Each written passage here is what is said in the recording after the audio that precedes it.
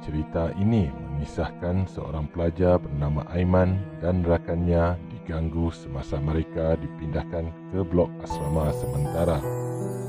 Kisah ini berlaku di asrama di utara Malaysia. Tidak perlulah saya sebutkan nama asrama tersebut. Kisah ini diadaptasikan dari petikan sebuah blog yang pernah ditulis di laman web. Begini kisahnya. Mereka yang pernah menetap di asrama paling tidak pasti pernah terdengar pelbagai kisah seram turun-temurun di tempat penginapan masing-masing. Ada di antaranya benar dan ada pula sekadar kisah dongeng bagi menakut-nakutkan pelajar baru. Begitu juga dengan Aiman. Sejak bertukar ke sekolah berasrama penuh di utara tanah air, pelbagai kisah sampai di telinganya namun tidak pernah mengambil serius akan perkara berkenaan.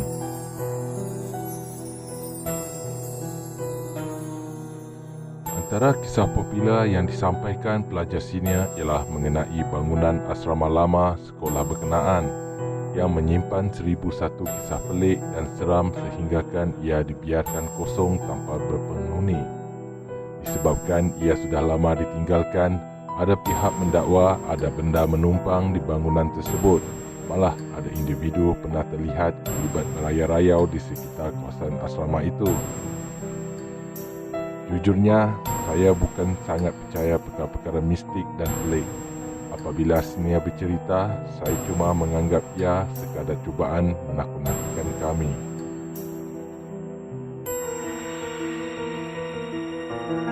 Saya hanya dengar tetapi ibarat masuk telinga kanan, keluar telinga kiri katanya. Berpindah ke asrama lama. Beberapa minggu menetap di asrama itu, Aiman memberitahu pihak pengurusan memaklumkan semua pelajar di bloknya perlu berpindah sementara waktu di bangunan lama tersebut bagi membolehkan kerja-kerja penyelenggaraan dilakukan di blok yang digunakan.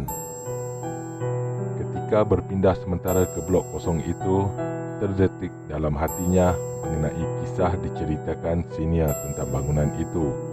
Aiman mengakui perasaan berdebar mula dirasainya, namun dia tidak mahu terlalu mengikutkan perasaan.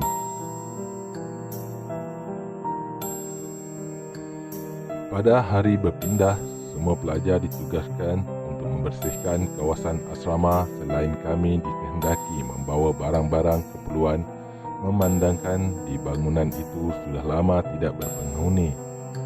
Meskipun pelbagai cerita kurang enak tentang asrama itu, tapi Alhamdulillah bangunan tersebut sebenarnya dalam keadaan baik.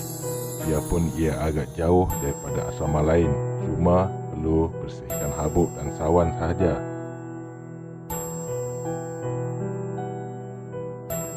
Aiman memberitahu dia bersama dua sahabatnya di tempat di sebuah bilik yang mempunyai 2 buah katil 2 tingkat dan mereka bertiga gembira kerana ditempatkan dalam bilik yang sama.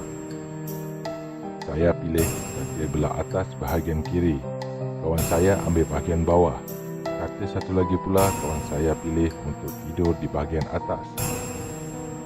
Malam pertama, di situ kami berasa agak tidak selesa kerana kipasnya tidak berfungsi dan mungkin disebabkan ia tempat baru, jadi kami belum dapat biasakan diri.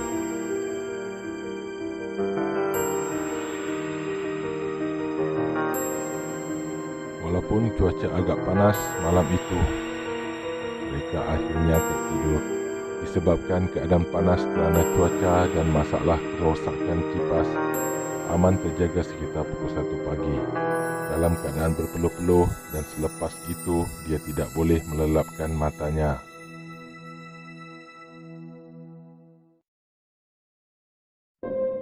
Ketika saya termenung seorang diri, saya rasa macam ada benda sedang perhatikan saya daripada katil bawah yang kosong itu, macam ada kelibat.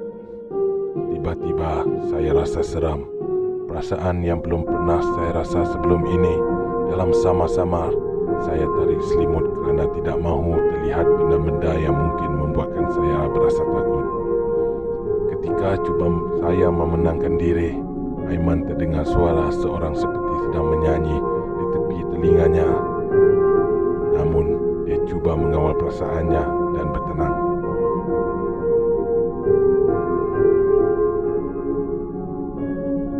Aiman memberitahu ketika itu badannya terus berpeluh kerana perasaan takut, namun dia memberanikan diri untuk melihat dari mana datangnya suara tersebut.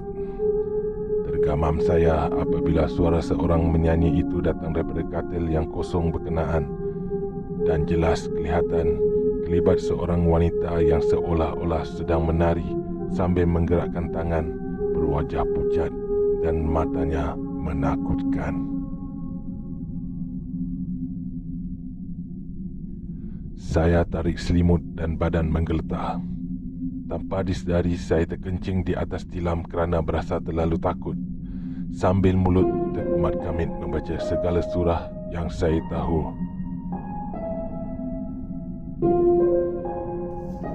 Suasana tiba-tiba menjadi sunyi. Namun dia sekali lagi terkejut apabila sahabatnya terjaga dan memanggil namanya. Melihat keadaannya dalam ketakutan, rakannya itu bingkas bangun membuka lampu dan terkejut melihat wajahnya dan katilnya basah.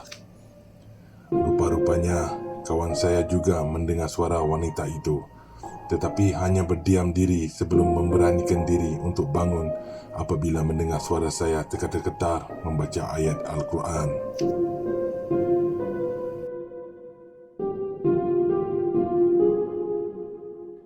Kami bertiga ambil keputusan untuk menumpang di bilik rakan yang lain kerana ketakutan sehingga tidak sedar saya sudah terkencing di atas tilam.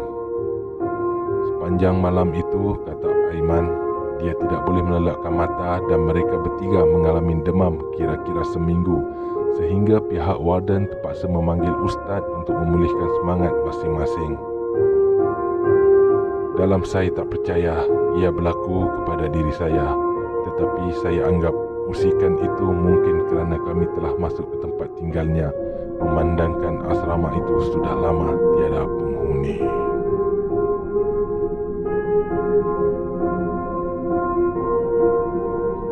Begitulah kisah menyeramkan yang dialami seorang pelajar bersama rakannya di asrama yang mereka diami. Apakah pendapat anda tentang kisah ini? Sila share, komen, like dan subscribe untuk anda tidak terlepas